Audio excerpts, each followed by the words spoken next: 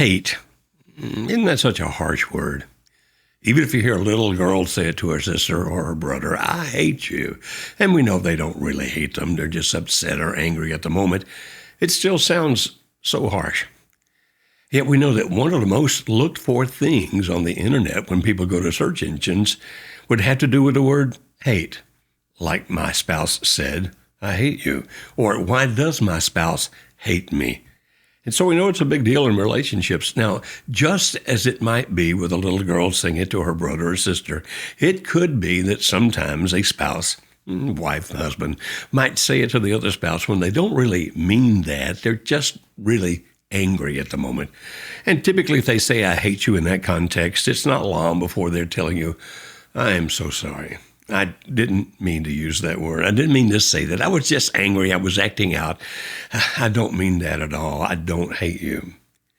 And yet at other times, there are people who will tell their spouses that, I hate you, and they actually mean it.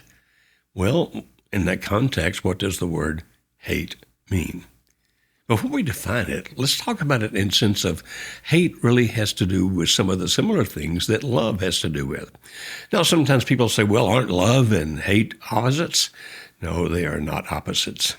As a matter of fact, they're parallels. And so hate is not a lack of love, and love is not a lack of hate. It has to do with the fact that they're very similar. They're parallels, and that one can turn to the other.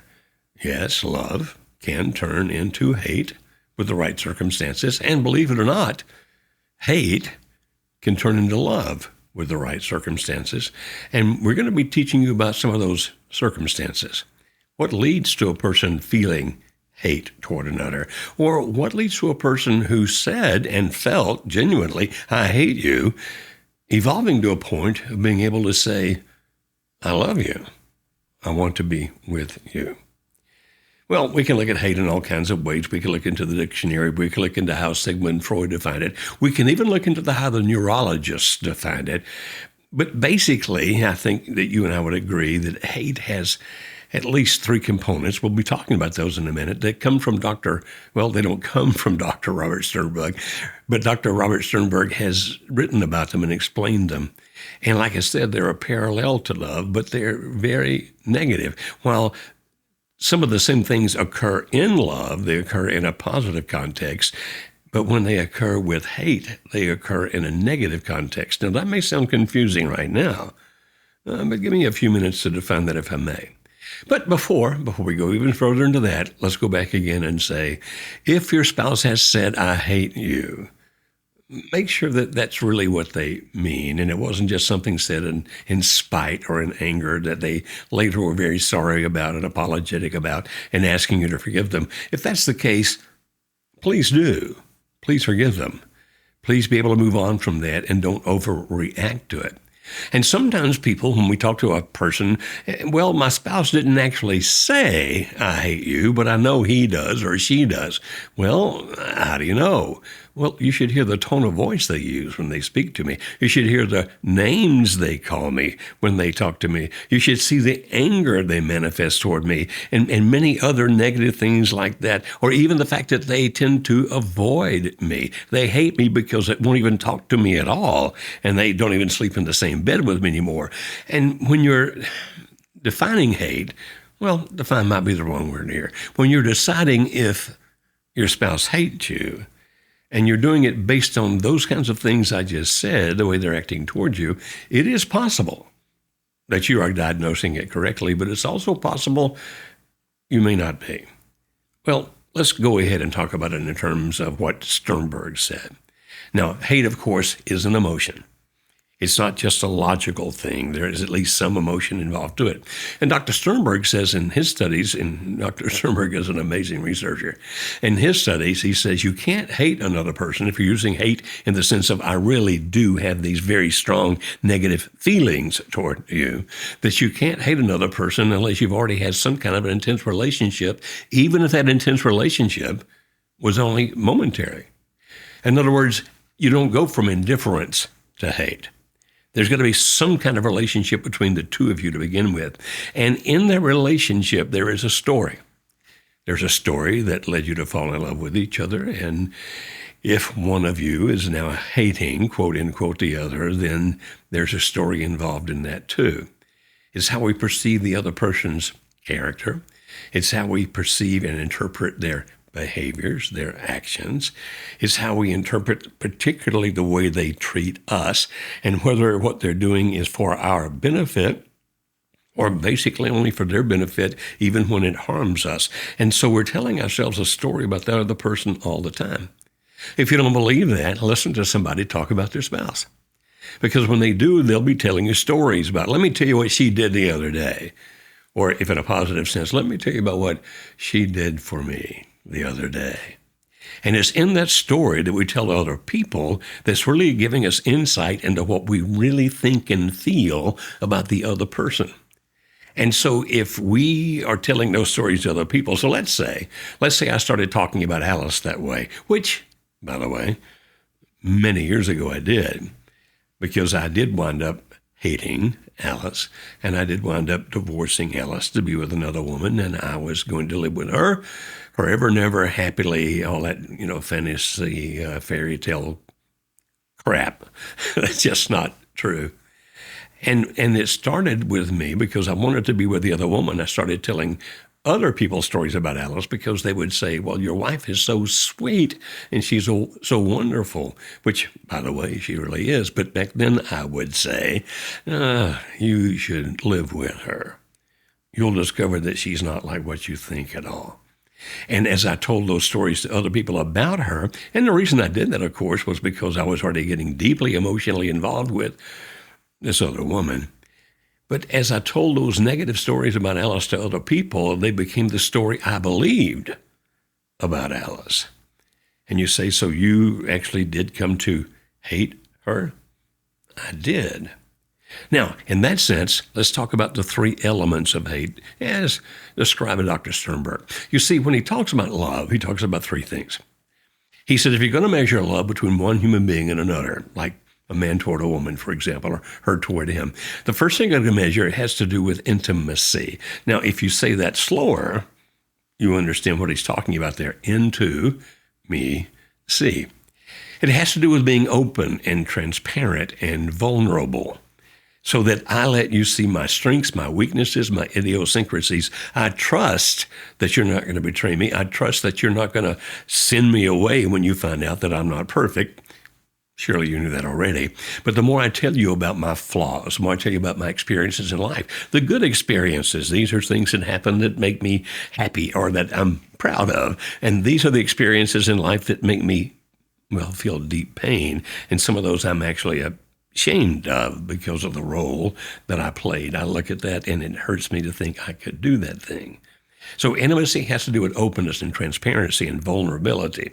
And as you do that, then you understand this, that the hate side of intimacy is, I want to get away from you in the sense of, I don't want you to know anything about me, particularly anything that I might tell you that you'll react negatively to, that you may assassinate my intelligence, like how stupid could you be?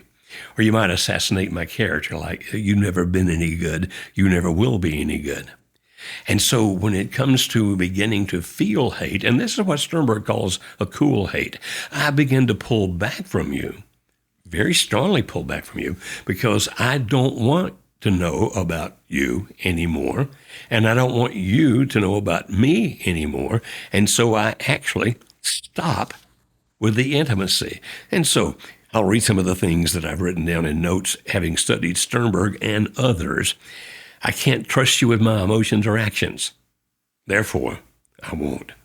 I feel that you don't listen, or that if you do listen even a little, you wind up judging me rather than trying to understand me. And therefore, I don't want to be intimate in the sense of openness and transparency with you anymore. I feel controlled. I feel I'm not treated as an equal. I feel that you look down at me. And when I tell you what I think, you tell me I should think something differently. When I tell you what I feel, you either say, that's not what you feel, or you tell me, you shouldn't feel that way. You're not trying to understand me. Therefore, I don't want to tell you what I feel. And I begin to pursue distance from you emotionally. Now, not just distance physically. That's not such a big deal when it comes to negation of intimacy. But I begin to distance myself from you emotionally because I don't want you judging me. Therefore, I don't want you to know anything else about me. And I really don't want any more about you because I don't care. And in that sense, you may actually feel some repulsion toward the other person or feel some disgust toward the other person. And so the more I feel disgust for you, the less likely I can envision a future positive relationship with you. In other words, my story is now changing, not just about what our story is now, but about what our story will be in the future. And the story I start telling myself about you is there's no way I can live with you. It'll be this bad or worse if we stay together. And as you tell that story in your mind, envisioning what your future will be, then you become angrier, you begin to be more upset, and less do you want the other person to know about you. Now, this can also happen not just because the other person judges you, or that the other person tries to control you, or the other person says negative things to you. This can also occur because of the fact that you want to be with someone else. Now, what I've described so far, if you stay with me, if your spouse says, I hate you, and they really actually do, it's not just something said in a bit of anger, and they really do hate you, it could be because of the fact that they don't trust you anymore, in the sense that they feel that you don't love. Now, I'm not trying to beat you up. I'm not trying to make you feel badly. I'm not trying to justify the emotions they feel toward you. I'm just trying to explain them, to say if you pay attention to this, begin to understand what they feel.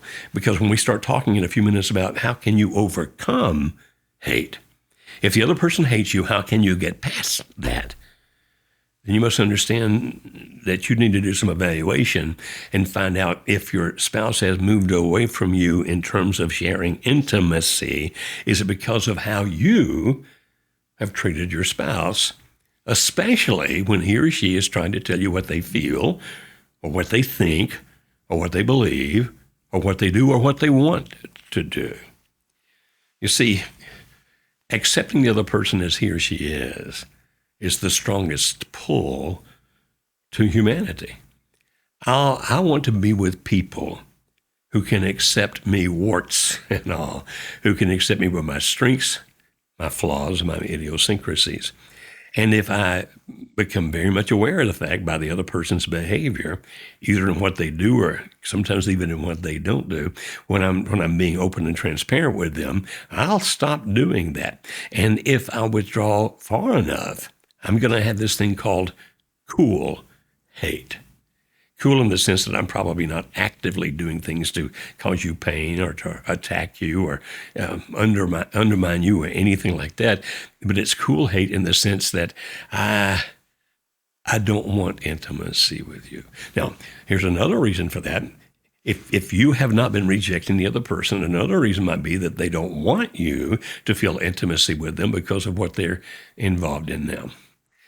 So let's say they're involved in a lifestyle that they know that you would reject that lifestyle, and therefore they have stopped being open and transparent and honest with you because they expect you to reject them, to reject what they're doing because of the fact that they know it's completely beyond the lifestyle that you would accept or be part of or even tolerate them being part of.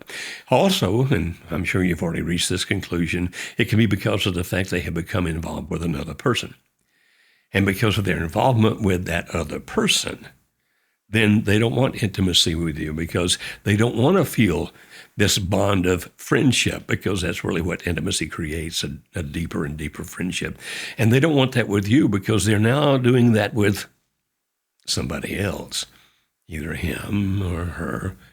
And as they're doing it with that other person, they actually can begin to feel that they're cheating on them by being open and transparent and vulnerable with you. And so therefore, they'll begin to feel this cool hate towards you, that when you even say such things as, how was your day? Oh, leave me alone. Don't bother me. And if you say, tell me what you feel. No, I don't care for you to know what I feel. Or maybe just shut down in a different way, like, I'm not wanting to talk about that right now. Now, that's what Sternberg would call cool hate, in the sense that they're manifesting negative feelings toward you in the sense of intimacy. It's the contradiction to intimacy. It's the negation, he would say, of intimacy. And that's one kind of hate, but it's called a cool hate. And when Sternberg measures that, these are some of the questions he would have you take on the profile. I think you're disgusting. I can't trust you. I have no sympathy for you. I have no empathy for you. I don't believe we can meaningfully communicate. I feel that you're different from me and people like me. And he would have you rate those on a 1 to 7 Likert type scale, from strongly disagree to strongly agree, about what you feel for your spouse if they were measuring your hate. And if you were measuring your spouse's hate and you've heard what he or she's had to say, you could kind of do that, rating it for them. And that's what that cool hate is all about. Now, stay with me. We're going to wind up by showing you how to overcome hate. I'm just trying to explain to you there are different kinds of hate, because a person with cool hate probably is not attacking you. They're mostly probably just avoiding you. But on Sternberg's love scale, and that's what we're looking at, the negative of Sternberg's love scale, because if you heard me earlier, hate is a parallel to love. It's the negative. It's not the antithesis. It's not the opposite. The opposite of love is indifference. This has to do with the parallel, but rather than a positive, I want you to be open, intimate, that kind of thing. It's like, I want you to move away from me. I don't want to be open and honest and transparent, and I don't want you to be that way toward me. Now, the second part of that scale would be what Sternberg calls passion. Now, passion has to do with a craving for oneness. But if a person is feeling hate toward you, if we were measuring that, we'd be measuring how much they want to be away from you. Because now the craving is no longer for, I want to be one with you. The craving is, I want to be distant from you. I'm craving distance. Now, this one involves a stronger emotion. And when he goes through this, he'll actually call this hot hate, as opposed to the cool hate from the intimacy section. And this can come from things like feelings of betrayal, like you've hurt me, or you've hurt somebody that I love. So let's suppose your wife is beating mercilessly your child.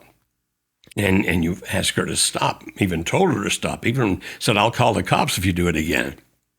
And she's still abusing your children physically, then you'd feel betrayed. You're hurting our progeny. You're hurting our children.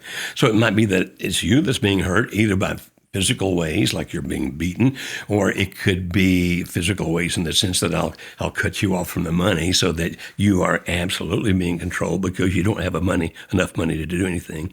It can be physical in the sense that I'm going to demand sex all the time from you to the point that you get sick of it.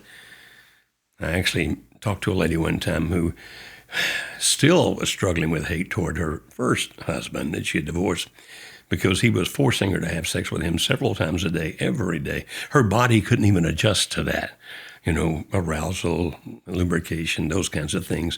And so it was not only quite painful, it was humiliating. And she felt as if she were a piece of meat that he was using. And in that sense of violation of self, violation of expectations, violation of privacy, violation of trust, respect, violation of my rights, all those kinds of things can cause very intense negative emotions toward the other person. And it's like, no, I don't want to be close to you anymore. I want to be as far away from you as I possibly can because you're causing me pain. And then a person who has this hot hate, sometimes they'll be asking themselves, what did I ever see in you to begin with? How did I not notice this a lot sooner than I do now? Understanding that maybe they were like that all the time, and the Cinderella complex kept you from seeing, or Prince Charming complex kept you from seeing that. Or it may be that they have devolved into it for other reasons. And so in this particular situation, this hot hate, people in that are longing and looking for another relationship. Or they may be longing and looking for a different lifestyle. And so if I want to go out carousing and drinking and partying every night, then I actually will start having negative passion toward Alice because she'll be negative about it. I don't want you to do that. What are you doing to yourself? What are you doing to your body? What are you doing to our family? What are you doing to our children? You can't live like that. You can't do those things.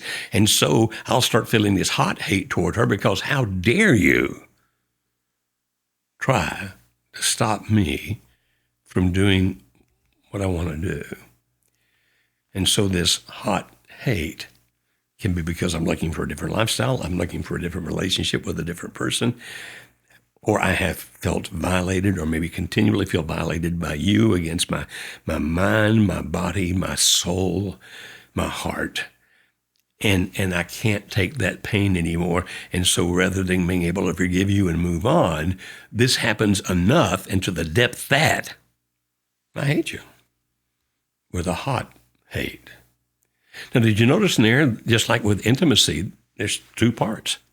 One is it might be because of something that you actually do. You're betraying me or betraying our children, betraying our family. So it could be based on something you've actually done. But you also heard the second part, just as you did with intimacy. No, it really is not about you. It's about me wanting to do something that I know you'll not be part of, nor will you accept. You won't tolerate. You'll be totally against this. And because I want to be with that person or live that lifestyle, whatever it might be, and I see you as a barrier to that, I crave moving away from you, but it's not your fault. Now, you say, but what if this person has put up boundaries that are just controlling and dominating? Like you can't go any place but straight to work and straight back because I'm afraid that you're going to be, okay, in that case, it would be this person's fault. If you're being unreasonable in the boundaries you're placing out there, then it could be this person's fault over here. But if it's a normal, typical situation where it's just like, I'm not go to the sex clubs with you.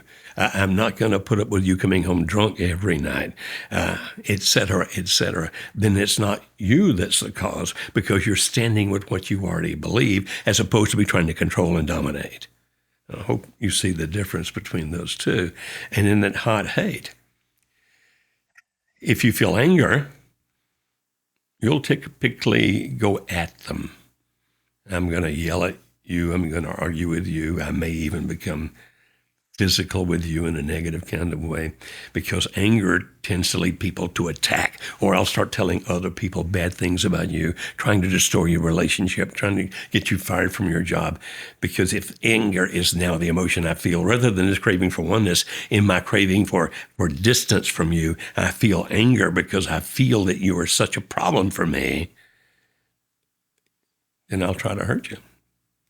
Now, do people always do that? No, I'm talking about a tendency here.